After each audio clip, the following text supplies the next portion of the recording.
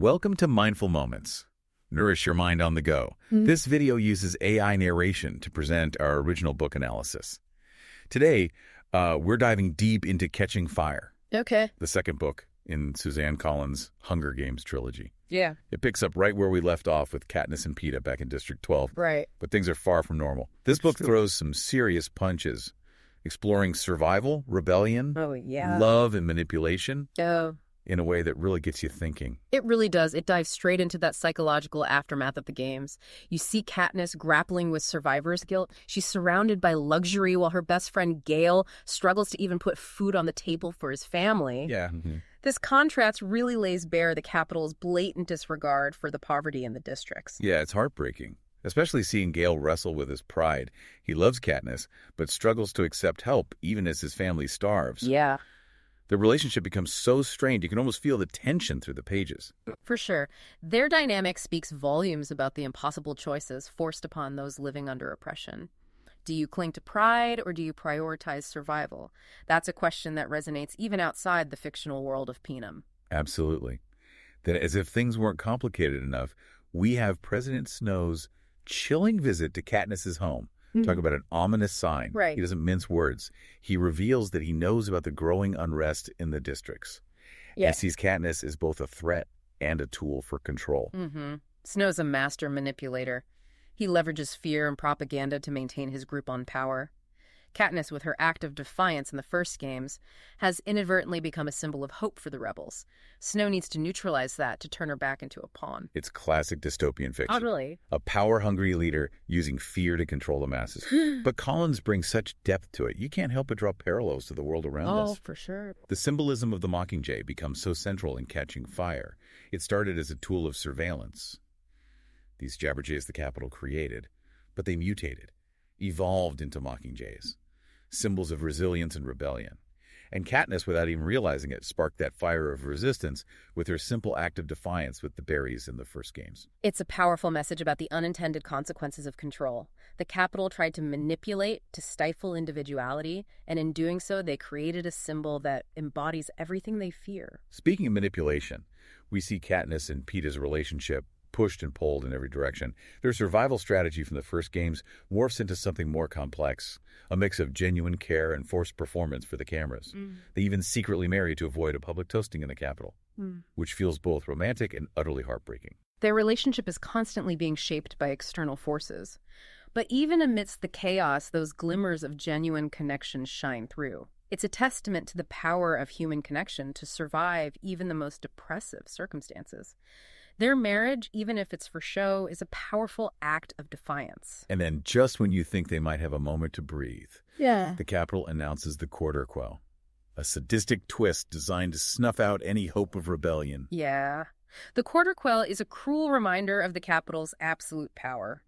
Forcing past victors back into the arena to relive their trauma and fight to the death is a brutal display of control. But it also sets the stage for one of the most significant turning points in the story. It does. The arena in the Quarter Quell is unlike anything we've seen before. It's a clock, a relentless reminder of the Capitol's just calculated cruelty, each hour bringing a new horror. But it's also here that we see Katniss's observational skills and strategic thinking truly come into play. Right. She starts connecting the dots, figuring out the arena's deadly secrets and using them to her advantage. Yeah, it's like the Capitol underestimated her intelligence. They thought they could just throw her back into the arena and break her spirit. Instead, they inadvertently sharpened her instincts, pushing her to think critically and strategically, which ultimately works against them. Absolutely. Her alliance with other victors like Johanna and BT is crucial here. They share their knowledge, their strengths, and their vulnerabilities. This collaboration becomes a powerful force against the Capitol's attempts to isolate and manipulate them. One of the most disturbing moments is the Jabberjay attack, where the Capitol uses the voices of Katniss's loved ones to torment her. It's psychological warfare, a cruel reminder of how far they're willing to go to maintain control. Yeah, it's a chilling demonstration of the power of psychological manipulation. The Capitol knows Katniss's weaknesses, her deep love for her family and friends, and they exploit that mercilessly. But even in the face of such psychological torture, Katniss finds ways to fight back. She learns to trust her instincts, even when others doubt her. Remember when she realizes Johanna isn't actually trying to kill her, but protecting her from the careers. Katniss sees through the deception, proving that her experiences in the games have honed her ability to read people and situations. Yeah, that's key. It's a skill that becomes essential for survival in the arena. Just to constantly assess who to trust, who to align with, and who poses a genuine threat. And amidst all the chaos, we see these moments of genuine connection, like her friendship with Cinna, her stylist. He's a beacon of hope in this dark world, someone who genuinely cares for her well-being. Cinna's not just creating costumes, he's crafting symbols of rebellion. Those dresses, those looks he creates for Katniss. They're works of art, yes, but they're also acts of defiance. Each one is a message to the Capitol, a reminder that they can't control everything. And then, of course, there's Peeta. Their relationship continues to evolve in Catching Fire. They go through so much together, both in the arena and outside of it.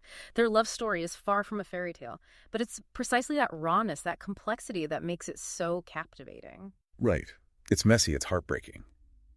But ultimately, it's a testament to the enduring power of love and loyalty, even when tested to their absolute limits. And then the climax of the book, with the escape from the arena, the revelation of District 13, and the devastating news of District 12's destruction, talk about a whirlwind of emotions. Oh, yeah. The escape from the arena is a masterful blend of action and revelation. It showcases the rebels' bravery and strategic planning, their willingness to risk everything to save Katniss, but it also throws Katniss into a whole new reality. Suddenly, everything she thought she knew about Panem is shattered. It's like the rug has been pulled out from under her. Yeah. Everything she's fought for, everything she's lost, all of it leads to this moment. Yeah. And it's just the beginning of a much larger fight. The destruction of District 12 adds another layer of tragedy and loss. For sure. It underscores the brutality of the Capitol, their willingness to obliterate anything and anyone who dares to defy them. It's a turning point not just for Katniss personally, but for the entire rebellion. The stakes have been raised, the line's drawn, there's no turning back now. And it leaves us with so many questions. What will happen to Katniss now? What is District 13 like? And how will the rebellion fight back against such a powerful and ruthless enemy? Catching Fire is a masterfully crafted story that keeps you on the edge of your seat from beginning to end.